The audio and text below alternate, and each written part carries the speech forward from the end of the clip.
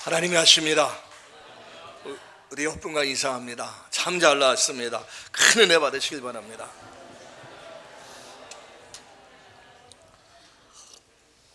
우리는 은혜를 받아야 됩니다. 그래서 이 첫 인사를 그냥 참 잘 나왔습니다. 큰 은혜를 받읍시다. 이 말씀을 인사를 나누는 겁니다.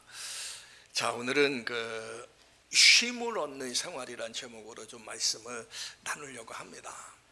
지금 휴가철 아닙니까? 많은 사람들이 이제 들과 산으로 휴가를 떠납니다.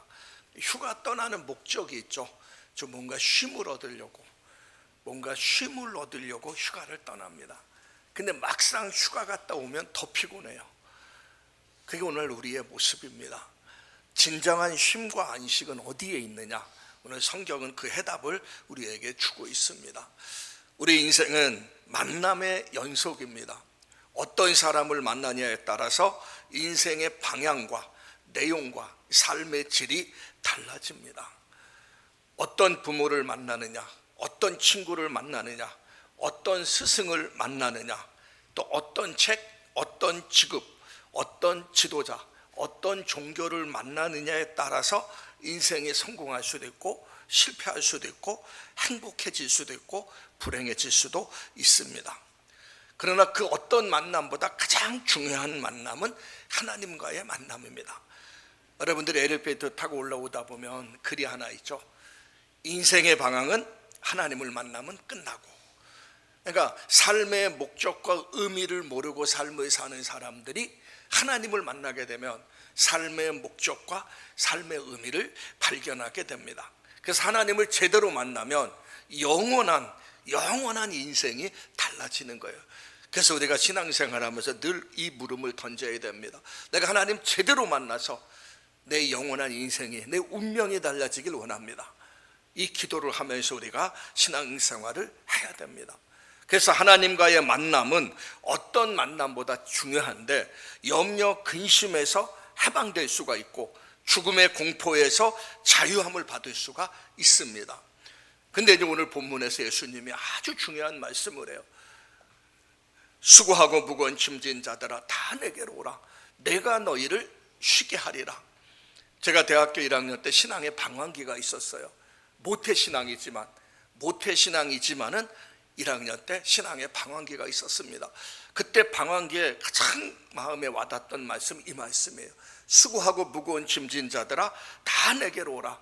내가 너희를 쉬게 하리라.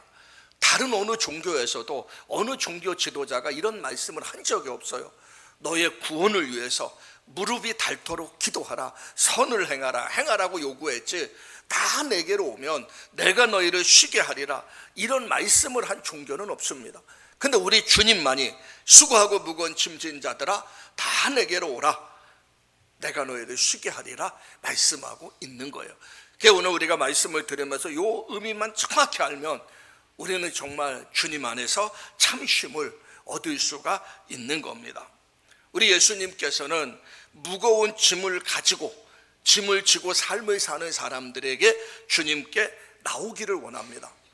이 땅에 살고 있는 모든 사람들은 무거운 인생의 짐을 지고 근심, 걱정, 염려, 두려움 가운데 삶을 살아가고 있습니다.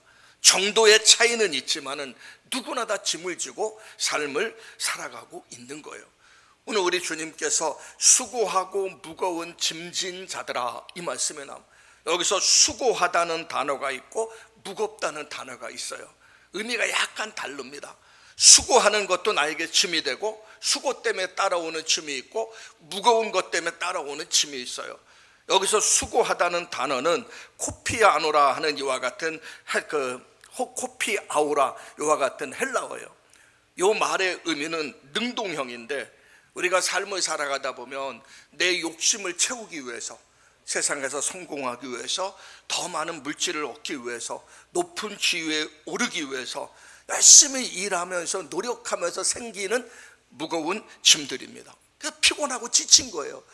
일하다 보니까 지치고 세상에서 사람들과 경쟁하다 보면 지치는 거예요. 그게 바로 수고하고의 짐이에요.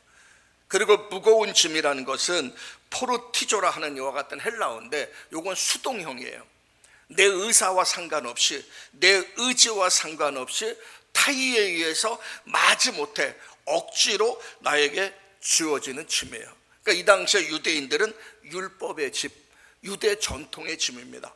유대인으로 태어나면은 613가지 율법을 지켜야 되고 조상적부터 내려오는 전통대로 그들은 삶을 살아야 됩니다.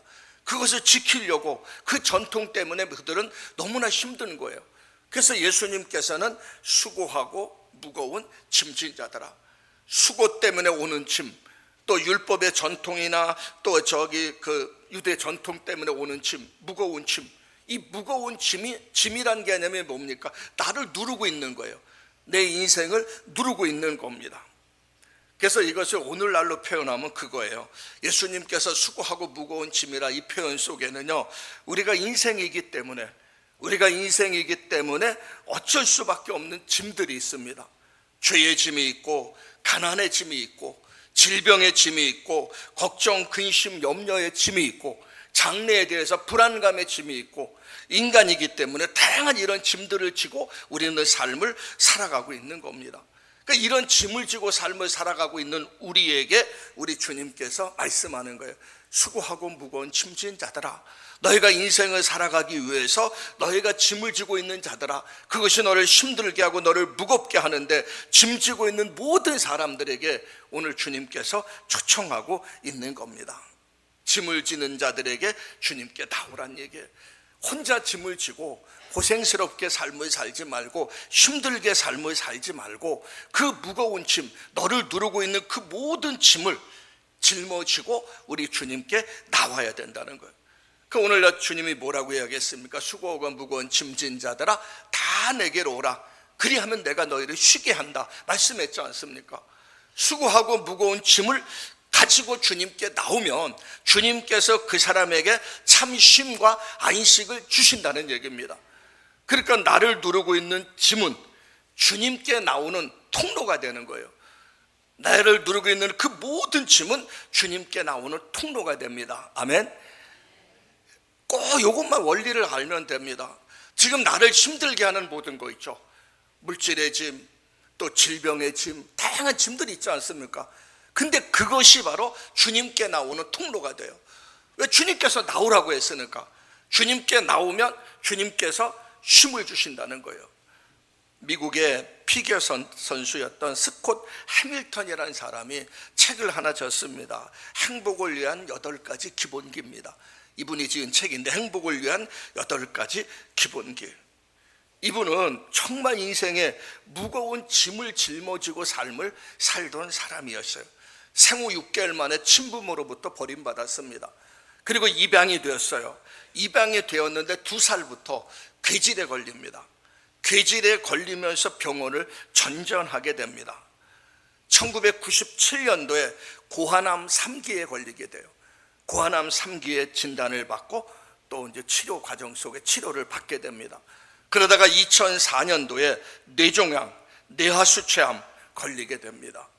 그리고 2010년도에 뇌종양에 걸리게 돼요. 그러니까 쉽게 말하면 3가지 암에 이분은 걸리면서 고통스러운 삶을 살아갑니다. 근데 이분은 자기를 누르고 있는 무거운 질병의 짐을 짊어지고 우리 하나님께 나왔어요. 그래서 이분이 어떤 일이 생겼냐면, 미국 피겨스케이팅 선수로서 1984년도에 동계올림픽 피겨스케이팅 남자 싱글 부분에서 금메달을 땄습니다. 1981년부터 84년까지 4회 연속 전미 선수권 대회와 세계 선수권 대회에서 우승을 하였습니다. 3번의 암에 걸렸지만 그 암을 이겨내고 현재는 암 환자를 돕는 자선단체를 운영하고 있습니다. 그러면서 그분이 책을 진 거예요. 그 책의 제목이 아까 말씀드린 대로 행복을 위한 6가지 기본기입니다. 8가지 기본기. 거기에 벌써 한 가지 원리가 나오는데, 그 원리가 뭐냐면 전능하신 코치를 믿으라는 거예요. 전능하신 코치를 믿으라. 그러면서 그는 하나님이 그의 전능하신 코치다, 그렇게 그는 선언하고 있습니다. 자기가 힘들고 무겁고 어렵고 힘든 짐을 짊어지고 삶을 살아갈 때 자기는 늘 그 깨달음이 있었다는 거예요. 하나님이 전능하신 하나님이시고 그분이 내 짐을 짊어지시고 계시다. 그러니까 자기가 짊어지고 있는 짐을 우리 하나님 앞에 다 맡기는 겁니다. 그리고 전능하신 하나님이 코치가 되어서 자기 인생길을 주장하고 운영하신다는 사실을 믿는 거예요. 그 어떤 무거운 짐이 있어도 염려하지 않고 걱정하지 않아요. 왜? 하나님이 내 인생의 주관자고 코치니까. 그러면서 암을 극복하고 행복한 삶을 살았던 사람입니다. 그러니까 우리가 우리의 삶 속에 삶을 살다 보면 늘 삶에는 다양한 굴곡이 있지 않습니까? 성공할 때도 있고 실패할 때도 있고 사랑할 때도 있고 이별할 때도 있고 다양한 삶의 어려움들이 있지 않습니까? 그 어려움 과정 속에서 하나님께서 내 인생의 코치가 되심을 믿고 하나님을 신뢰하고 나가면 선하게 하나님께서 인도해 주신다는 겁니다. 그러니까 수고하고 무거운 짐을 짊어지고 혼자 고민하고 근심하고 염려하는 것은 신앙생활이 아니에요. 우리가 하나님을 믿고 하나님의 자녀가 됐다면 나를 힘들게 하는 수고하고 무거운 짐, 아까 말씀드린 것처럼 질병의 짐, 가난의 짐, 또 하다못해 인간관계의 짐, 그리고 모든 세상의 성공에 대한 부담감의 짐, 장래에 대해서 인생의 고민에 대한 짐, 다양한 나를 누르고 있는 수고하고 무거운 짐들을 내가 혼자 고민하지 말고 하나님께 가지고 나오면 하나님께서 우리에게 그 모든 쉼을 내가 너희를 쉬게 하리라 말씀하고 있는 거예요. 우리가 사복음서에 보면 우리가 다양하게 예수님을 만났던 사람들이 나옵니다. 우리가 성경에 보면 38년 동안 베데스다 연못에서 걷지 못하고 질병 가운데 고통받고 있던 사람이 예수님의 만남으로 그 38년 된 질병에서 벗어나게 됩니다. 우리가 잘 아는 맹인 바디메오가 자기의 맹인된 모습 그대로 주님께 나왔을 때 그는 질병의 짐에서 벗어나게 됩니다.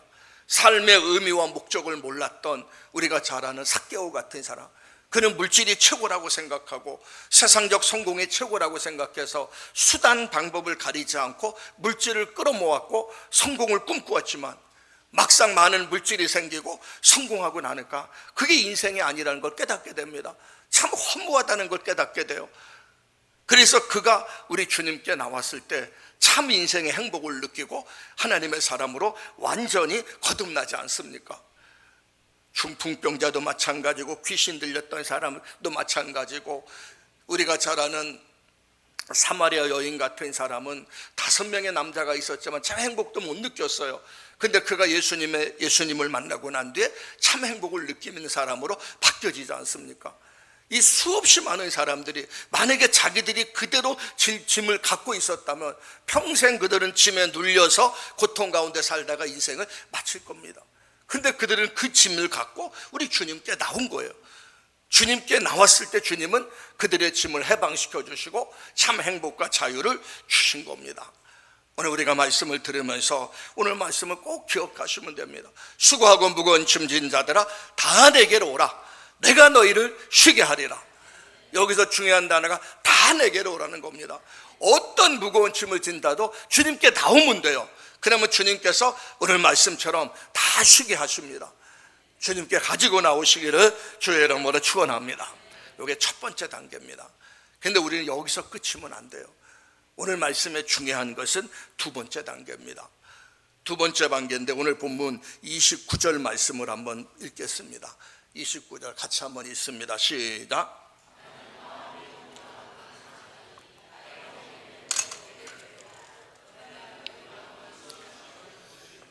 자, 저 말씀에서 보면 나의 멍에를 메고 내게 배우라. 그러면 너희가 마음의 쉼을 얻으리라.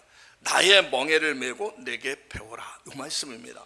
자, 우리가 수고하고 무거운 짐을 지고 있을 때 너무나 힘드니까 주님께 가지고 나와요. 주님 너무나 힘듭니다 하면서 내 무거운 짐을 주님께 맡겨요. 여기에 끝나버려요. 그런데 우리 주님께서 우리에게 원하는 것은 그것이 아닙니다. 주님의 멍에를 메고 주님께 배우라는 거예요. 우리가 예수님을 주님으로 모시게 되면 우리는 죄책에서 또한 하나님의 심판에서 우리는 자유를 얻게 됩니다. 죽음의 공포에서 우리는 벗어난 거예요. 지옥 가지 않고 천국 갈 수 있기 때문에 그렇습니다. 또 근심, 걱정, 염려의 두려움에서 우리는 벗어나게 되는 겁니다. 그렇다면 삶의 짐이 나를 누르고 있는 무거운 짐들이 하루아침에 다 없어지느냐? 그것이 아니란 얘기입니다. 예수께 나왔는데 가난한 자가 바로 부자가 되고, 염려, 걱정, 근심이 바로 다 사라지고, 질병에 있는 사람이 그 질병에서 싹 치료받고, 그러면 얼마나 좋습니까? 근데 예수님을 의지해서 믿고 나왔는데도 아직도 물질적으로 어렵고, 아직도 질병 때문에 내가 힘들어하고, 어떤 때 아직도 사람들 관계 속에 갈등을 느낄 때가 너무나 많지 않습니까? 예수님 안에 참 자유와 안식을 주신다는 건 알겠는데 아직도 무거운 짐이 나를 누르고 있으면서 내 상황 자체는 변하지가 않는다는 거예요. 물론 예수께 나오면 한순간에 하나님의 은혜로 치유되는 경우도 있어요. 오랫동안 불면증에 시달린 사람도 예수께 나와서 예배를 드리고 기도하면 바로 불면증이 사라질 수도 있고, 우울증에 시달렸던 사람도 우울증에서 사라지게 되고, 질병 가운데 있는 사람도 예수 이름으로 기도할 때 질병에서 벗어나는 경우도 있습니다. 모든 사람이 다 그런 건 아니에요. 하나님이 그때그때마다 필요에 따라서 하나님은 그런 역사들을 일으켜 주십니다. 그러나 많은 성도들은 아직도 수고하고 무거운 짐을 지고 신앙생활을 하는 거예요. 주님께 가지고 나오라는 것이 첫 번째 말씀이고, 두 번째 말씀은 주님께 가지고 나왔으면 이제 필요한 것이 뭡니까? 오늘 여기 말씀처럼 주님의 멍에를 함께 매야 된다는 거예요. 이 멍에를 함께 맨다, 이 말씀을 아주 중요하게 생각해야 됩니다. 왜 그러냐 하면은 주님은 무거운 짐을 지고 있는 사람에게 그 짐을 벗어버리라고 이야기하지 않았어요. 짐을 벗어버리라고 이야기하지 않고 내 멍에를 매라고 이야기했습니다. 수고하고 무거운 짐진 자들아, 이제 주 앞에 왔으니까 내 짐 다 벗어버리라, 그 얘기하지 않았어요. 수고하고 무거운 짐진 자들아, 다 내게로 오라, 그리고 내가 쉬게 하리라 하고, 두 번째 단어가 뭡니까? 여기 28절에 보면 나의 멍에를 보고 나를 배우라, 그리하면 쉼을 얻으리라. 나의 멍에를 메고 내게 배우라, 그리하면 쉼을 얻으리라, 이렇게 얘기했어요. 그러면 여기서 멍에의 의미만 알면은 이 말씀은 너무나 쉽게 풀립니다. 자, 멍에가 뭐냐? 우리가 이제 시골에서 자라지 않은 분들은 멍에가 뭔지 몰라요. 한번 그림 좀 띄워주세요. 저게 멍에입니다. 두 마리 소가 있죠. 두 마리 소가 있고, 두 마리 소의 어깨에 지금 멍에가 있어요.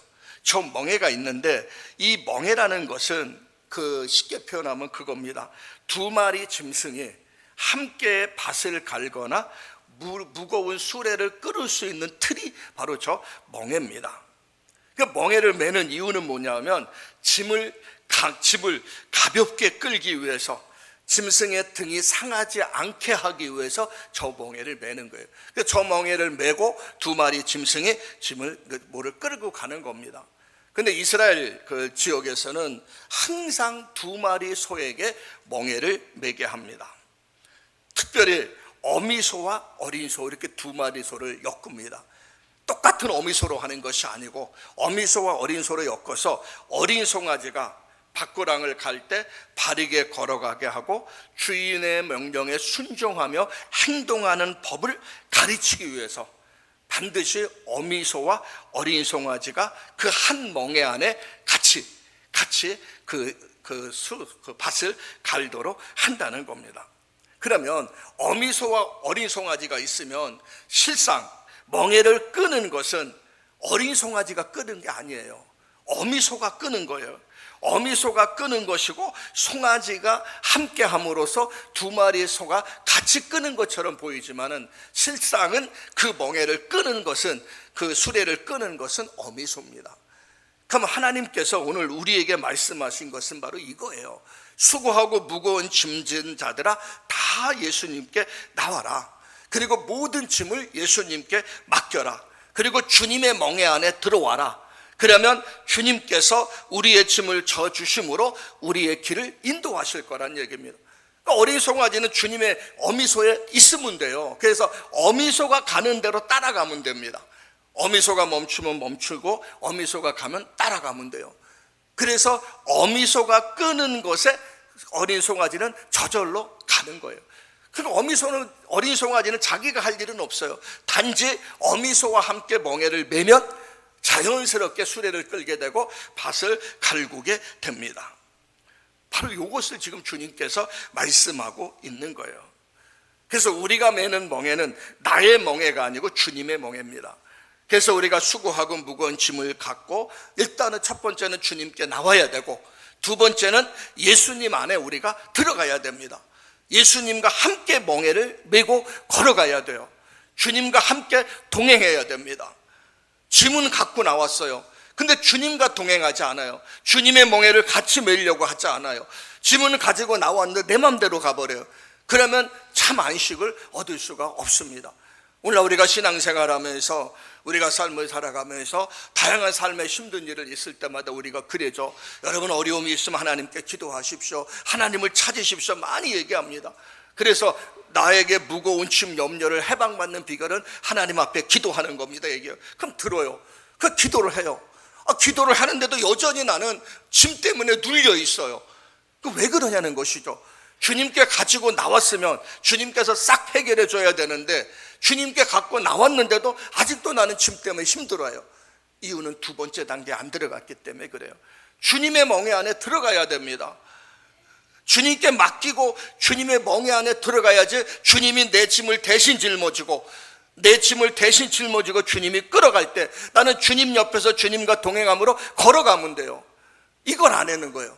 주님의 멍에 안에 들어가지 않고 내 힘으로 하려고 하니까 문제가 생기는 겁니다. 바라기는 주님의 멍에 안에 들어가시기를 주의 이름으로 축원합니다.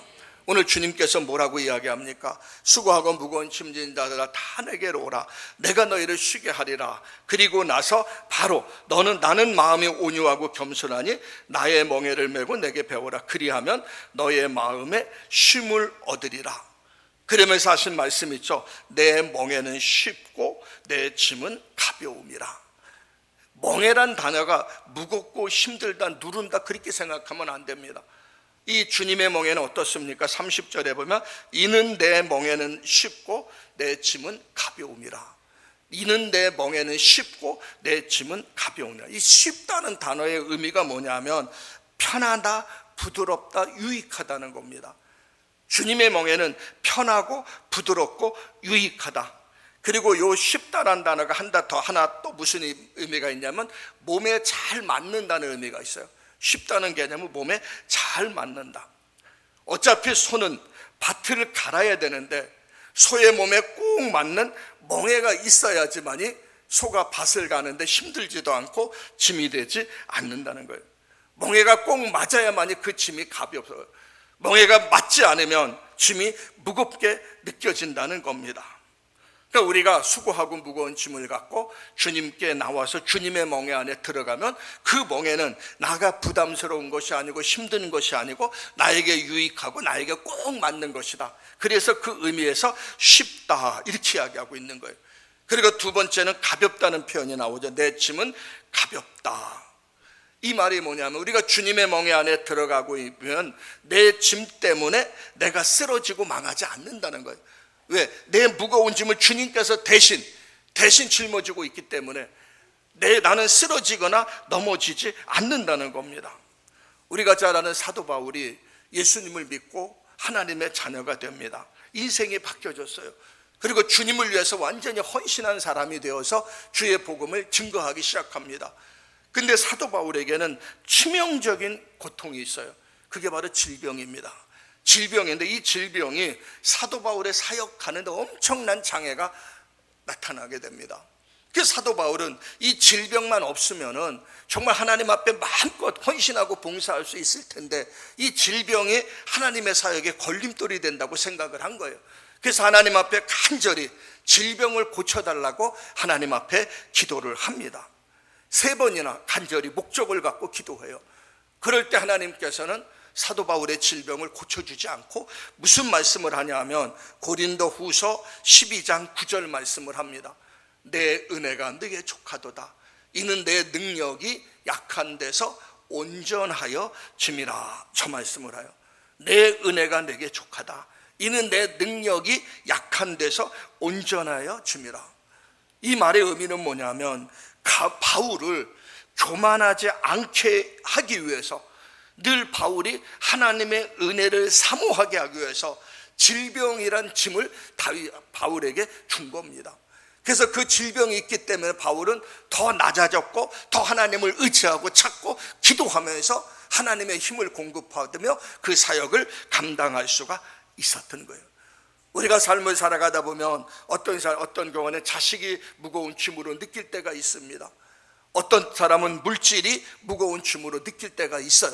어떤 때는 부부관계 속에서 갈등이 무거운 짐으로 올 때가 있고, 어떤 사람은 직장생활 속에서, 어떤 사람은 인간관계 속에서 신앙생활을 하다 보면 사람과의 관계 속에서 무거운 짐으로 올 때가 있습니다.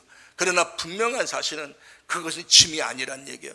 그 짐은 하나님께 나가는 통로가 되고, 그 짐을 통해서 하나님은 나에게 더 놀라운 은혜와 축복을 주시고, 그래서 내가 무겁다고 느끼는 짐이 아무것도 무겁지 않고 감사하게 고백할 수 있는 그런 은혜를 하나님이 주신다는 얘기입니다.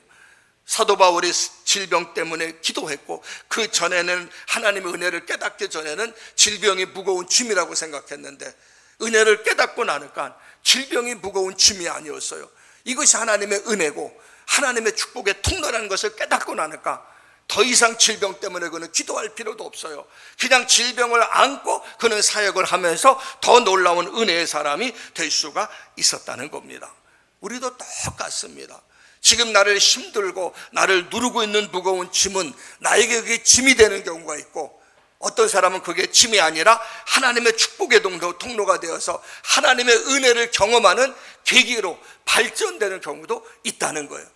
그 비결이 뭐냐면 오늘 두 가지 말씀 나눴죠. 첫째는 주님께 가지고 나와야 되고, 두 번째는 주님의 멍에 안에 들어가서 주님과 함께 걸어가야 됩니다. 과기처 장관을 지내고 대학 총장을 역임한 세계적 핵물리학자 정근모 장로님의 간증책에 보면 다음과 같은 이야기가 나옵니다. 그의 아버지는 교장 선생님이었어요. 교장 선생님이었는데 학교에서 한 학생이 유리를 닦다가 떨어져서 추락해서 죽게 됩니다. 아버지는 그 충격으로 죄책감 때문에 결국 뇌일혈에 걸려서 아버지가 세상을 떠나게 됩니다. 그리고 나서 곧 이어서 어머니도 세상을 떠나게 됩니다. 그러나 그는 좌절하지 않았고 미국에 유학을 가서 학위를 받고 1967년도 뉴욕 공과대학 부교수로 있다가 32에 한국과학원 부원장으로 부임하게 됩니다. 앞으로 그러면서 많은 사역을 했는데, 이거 핵심적인 것만 이야기하면 그분이 이제 간염으로 건강이 극도로 악화되게 됩니다. 그리고 10살 된 아들이 있었는데 10살 된 아들이 만성 심장염에 걸려 고통을 받게 되고, 한번 투석하게 되면 하루에 4시간이 소요되는 투석 치료를 계속 일주일에 3번씩 받게 됩니다. 질병의 늪에 빠진 것이죠. 본인도 질병 가운데 있고 자녀도 질병 가운데 있고. 그는 과학자입니다. 세계적인 핵물리학자인데 과학자인데, 그 질병 때문에, 특별히 아들의 병 때문에 병을 낫게 하기 위해서 교회에 찾아갑니다. 구원이니 은혜니 이런 말보다는 병으로부터 해방되는 것, 치료되는 것이 급한 것이죠. 그래서 교회에 찾아가서 그는 이제 하나님을 찾기 시작합니다. 이 아이의 학교 생활은 이미 포기된 상태예요. 그래서 그 아내가 대학 때부터 신앙생활을 했던 아내가 있습니다. 그 아내의 신앙생활은 지극히 형식적이고 형식적인 신앙의 테두리 안에서 아내가 신앙생활하고 있었는데, 그 아내가 그렇게 이야기했습니다. 이제 우리가 하나님을 전폭적으로 의지하는 참 신자가 됩시다. 이제 한번 우리가 하나님을 찾아봅시다. 왜? 아들의 질병을 고칠 수가 없으니까 하나님을 찾아보자고 남편에게 이야기를 하게 되고, 근데 그 과정 속에서 이 부모님의 염려, 그런 결단 뒤에 아들이 2번이나 자살을 기도하게 됩니다. 그러니까 너무나 힘든 상황이죠. 하나님을 찾고 의지하고 하나님을 찾으려고 하는 그 과정 속에 또 아들이 자살을 시도하게 되고, 근데 이제 하루는 교회에서 4일간의 부흥회가 열리게 됩니다. 집회를 앞두고 준비 기도하기 시작해요. 하나님, 이번 부흥회 때 정말 살아계신 하나님을 만나게 하시고 성령 체험하게 하시고 회개의 역사가 일어나게 해달라고 하나님 앞에 기도합니다. 그래서 거듭남, 중생의 은혜를 체험하게 해달라고 기도를 해요. 근데 이제 부흥의 날 목사님이 에베소서 2장 1절에서 8절 말씀 한번 띄워주세요. 저 말씀 같이 한번 읽습니다. 시작.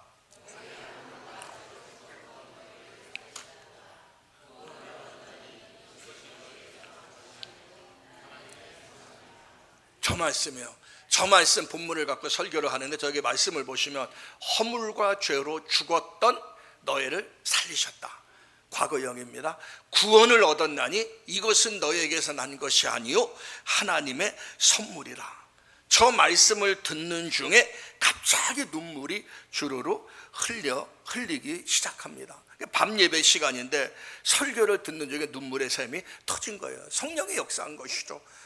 수없이 저 말씀을 들어도 이 음성으로, 하나님의 음성으로 와닿지 않는 사람이 있는 반면 말씀이 딱 떨어질 때 그걸 하나님의 음성으로 받아들여서 회개와 거듭남의 역사가 일어납니다. 오늘도 우리는 수없이 말씀을 듣는데 우리는 늘 기도해야 됩니다. 하나님, 오늘도 말씀이 들려지게 하시고 그 말씀이 나의 심령을 울리는 레마의 말씀으로 오게 해달라고 기도하면서 말씀을 들어야 돼요. 근데 이 부부가 얼마나 사모했겠습니까? 아들 질병 때문에 교회에 나왔으니까. 그래서 먼저 내가 성령 충만받고 거듭나고 회개할 수 있도록 해달라고 사모함으로 해놓을까, 하나님께서 말씀이 선포될 때 성령의 역사에서 이 부부가 눈물을 흘리면서 하나님 앞에 회개하기 시작합니다. 그때 정근모 장로에게, 그 당시 장로님이 아니죠, 그분에게 너무나도 크고 분명한 하나님의 음성이 들렸습니다. 아들아, 너는 내 아들에 대해서 감사해 본 적이 있느냐? 네 아들에 대해서 감사해 본 적이 있느냐? 너무나 뚜렷한 음성이었어요. 그 음성을 들으면서 그는 다시 하나님 앞에 회개하며 기도합니다. 자신의 교만함, 또 불평, 불만했던 모든 생활들을 하나님 앞에 눈물로 회개하며 기도해요. 그가 기도하니까 그의 아내도 기도하고 그의 자녀도 눈물로 회개하며 기도합니다. 결국 그 은혜로 아들의 생명이 연장받고 인생 자체가 완전히 뒤바뀌게 됩니다. 그래서 그가 그렇게 고백합니다. 일의 우선순위가 바뀌었습니다. 첫째가 하나님의 일이라고 합니다. 아무리 세상이 바쁘고 중요하더라도 하나님의 명령에 순종해야 하고 하나님께 영광 돌리는 일에 앞장서서 살기로 결단했습니다. 그래서 위대한 하나님의 사람으로 바뀌어지게 됩니다. 그리고 나서 너무나 감사해서 3일 동안 또 철야 기도를 합니다. 철야 기도를, 은혜가 감사하니까 철야 기도를 기도할 때 하나님께서 삶에 지친 이 정근모 그 장로님의 어깨를 가볍게 두드리면서 그렇게 얘기했다고 합니다. 작은 십자가를 지고 가는 네 아들에게 감사해 본 적이 있느냐? 작은 십자가를 지고 가는 내 아들에게 감사한 적은 있느냐? 지금껏 이제껏 이 정장로님은 자신이 지금껏 큰 짐이라고 생각했던 그 아들, 만성 신장염 때문에 고통받는 그 아들은 이제껏 짐이라고 생각했어요. 그런데 그 아들로 인해서 자신과 가족이 구원받았다는 사실을 깨닫게 된 겁니다. 그 아들 때문에 하나님을 찾게 됐고, 그 아들 때문에 기도하게 되고, 그 아들 때문에 회개하게 되고, 그래서 살아계신 하나님을 만나고 인생 자체가 바뀌어진 거 아닙니까? 이제껏 아들이 무거운 짐이라고 생각했는데 그게 짐이 아니었다는 걸 깨닫게 된 거예요. 그리고 그가 그 아들에게 그렇게 고백을 합니다. 사랑하는 내 아들 하비야, 너는 그 작은 십자가를 평생 지고 다녔지. 그 십자가 때문에 아빠가 기도할 수 있었고 살아계신 하나님을 만나게 되었고, 그리고 아빠의 간증을 들으면서 얼마나 많은 사람들이 거듭나고 회개하는 삶을 살지 모른다 하면서 그 아들에게 감사의 고백을 했다는 얘기입니다. 어거스틴은 그렇게 이야기합니다. 이 짐을 지는 자는 무거운 짐이 아니라 나를 수 있는 날개가 된다, 이렇게 이야기합니다. 그러니까 우리가 무거운 짐이 나에게 짐으로 와닿는 사람이 있고, 그 짐이 나에게 날개를 가져다 줄 수 있다는 거예요.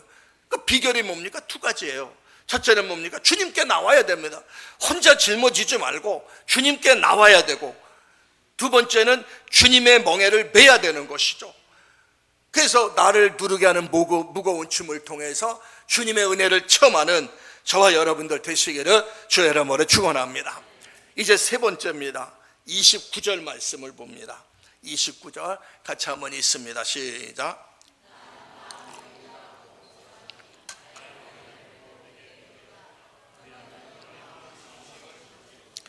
자, 여기서 보면 우리 주님은 주님께 나와 배우라고 이야기해요. 자, 나의 멍에를 메고, 하나님 말씀이 나오죠. 나의 멍에를 메고 내게 배우라. 그러면 첫 번째는 주님께 나와야 되고, 두 번째는 나의 멍에, 주님의 멍에를 함께 매야 되고, 세 번째는 주님께 배워야 된다.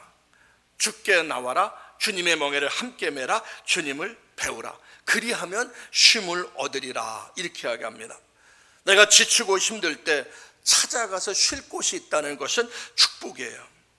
근데 오늘 주님께서 뭐라고 이야기합니까? 주님께 나오라고 합니다. 우리가 삶을 살다 보면 행복해지는 방법, 부자가 되는 방법, 안식을 누리는 방법, 성공하는 방법, 이 많은 것을 배우기 위해서 우리는 물질을 투자합니다. 그러면 그런 걸 배우기 위해서 물질을 투자하는데 그 사람이 정말 참된 행복과 안식을 누리느냐? 아니란 얘기죠. 오늘 본문에 뭐라고 이야기합니까? 참된 안식과 행복을 누리는 방법은 주님께서 주님께 배우라는 얘기예요. 이 주님께 배우라는 얘기가 뭔 뜻이냐면은 이 배우다는 단어가 제자가 되라는 얘기입니다. 주님의 제자가 되라는 거예요. 내 제자가 되라는 그 어원에서 나온 말씀입니다. 주님의 멍에를 맨다고 해서 모든 것이 끝나는 것이 아니고, 멍에를 맨 소가 길들여지듯이 우리도 주님 안에서 참된 안식의 길을 배워야 된다는 거예요. 예수 그리스도의 제자가 되라는 얘기입니다. 한마디로 얘기해서 신앙생활 잘하는 얘기예요. 예수 잘 믿으란 얘기입니다. 예수님께 나와서 주님과 동행하는 것으로 끝이지 말고, 주님과 동행한다고 하면서 조금만 자존심 상한 일이 생기게 되면은 안식을 누리지 못하고 화를 내는 경우 많지 않습니까? 사람과 관계에서 조금 갈등이 있기면은 어떻게 그럴 수 있냐고 하면서 분노하고, 어떻게 예수 믿는 사람이 저럴 수 있냐고 또 항변하는 경우들 많지 않습니까? 근데 우리 주님은 뭐라고 이야기합니까? 내게 나와서 배우란 얘기예요. 나는 마음이 온유하고, 여기 본문에 그런 나는 마음이 온유하고 겸손하다, 이렇게 주님은 말씀하고 있지 않습니까? 주님이 온유한 것이 우리도 온유해야 되고, 주님이 겸손한 것이 우리도 겸손해야 되고, 주님이 섬긴 것처럼 우리도 섬기는 것이 바로 주님께 배우는 거예요. 주님의 제자가 된다는 것은 주님이 가는 그 길을 따라가는 겁니다. 그런데 예수님의 제자들은 어땠습니까? 3년 동안 예수님을 따랐지만은 그들은 주님께 전혀 배우지 못했어요. 주님의 십자가로 지고 가려고 예루살렘에 입성할 때도 그들은 누가 더 높은 자리에 오를 것인가 다투게 되고, 성만찬 자리에, 마지막 만찬 자리에서도 누군가가 낮아져서 발을 씻겨줘야 되는데 어느 누구도 움직이지 않으니까 예수님이 낮아져서 제자들의 발을 씻기면서 뭐라고 이야기했습니까? 너희는 나를 스승이라고 하고 선생이라고 하는데 내가 선생된 자가 되어서 너희들의 발을 씻겼으니 너희도 서로 발을 씻기는 것이 올바르다. 이것을 알고 행하는 자가 복이 있도다. 예수님이 그 말씀하지 않습니까? 참 행복의 길, 참 축복의 길은 뭐냐? 주님께 나와서 주님으로부터 배우는 거예요. 성경 마가복음 10장 43절 44절 말씀 같이 읽습니다. 시작.